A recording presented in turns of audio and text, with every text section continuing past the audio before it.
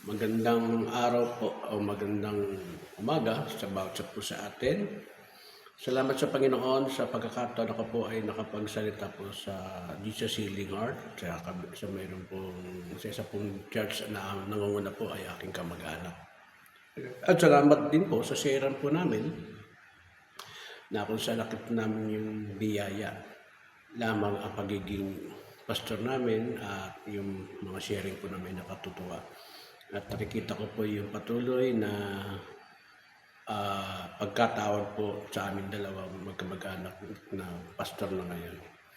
Ang aking pong talata na pinagbulayan ay ang Mateo 26, talatang 40 at 41. Dito pinapakita ng Panginoon Kristo na siya po ay bago po siya po ay madala po sa krus ng Kalbaryo yung pag-alay ng kanyang buhay, ay nanalangin muna siya at kasama po sila Peter. At pagbaba niya, pagbalik niya po sa kung saan niya iniwan yung mga disciple niya, sa panguna po ni Pedro, ay nakita niya ng mga natutulog. At sinabi niya rito na hindi ba nila nakita yung kahit isang oras man lang na siya po ay bantayan.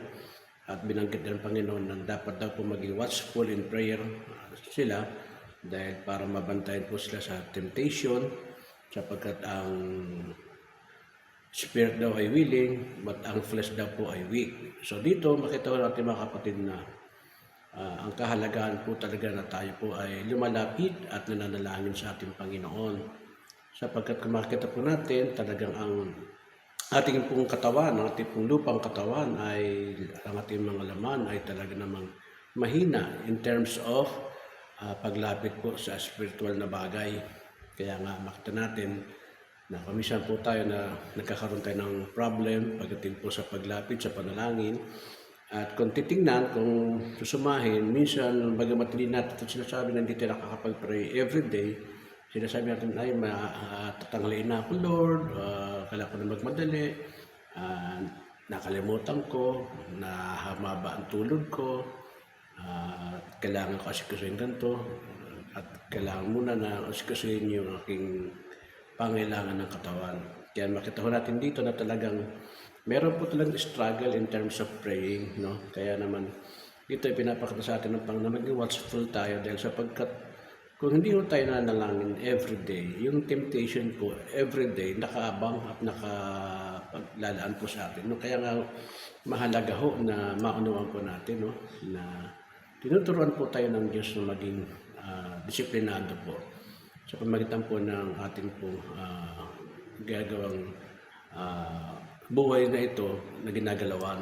So, ibig ko sabihin, mahalaga po talaga na lagi ho tayo lumalapit sa ating Panginoon na siya nakakapagbigay ng kaunawaan kung ano po yung mga bagay na ating dapat na makita. And then yung buhay po natin na sadyang hindi natin alam kung ano yung mga nangyayari po at mangyayari pa. Kaya naman ang Diyos po ay nagbibigay sa atin ng babala na maging mapagbantay po tayo at tayo pwede maging mapagbantay sa pamagitan po ng tinatawag na pag-pray po o paglapit po sa ating Diyos. Kasi mas nakakaalam, mas nakakahigit sa lahat ng bagay ating Panginoon. Kaya naman maraming salamat na meron po tayong Diyos na nilalapitan. At ang Diyos na ito ay nagbigay sa atin ng tuwirang kalayaan na lumapit po sa Kanya.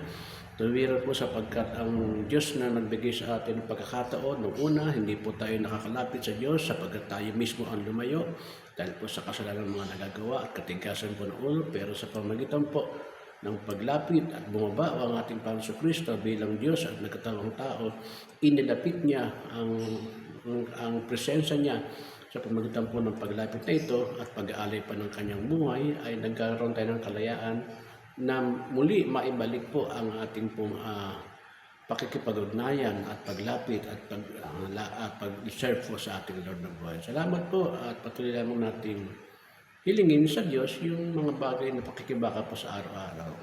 Hindi naman lingid sa atin na talaga namang may mga pagkataon na talagang dumarating po ang mga bagay nito. Pero ang kagandahan ito ay meron na po tayong nalalapitan na masigit, na makapangyarihan nakakaunawa at nakakaalam kung ano po ang dapat nating gagawin at dapat nating susundin at dapat nating titingnan at panghawakan po natin ang panampalataya ito na binigay po sa atin na sa ating pong Diyos ang buhay na tunay na dapat sa ating sampalatayanan. Salamat po at magandang araw.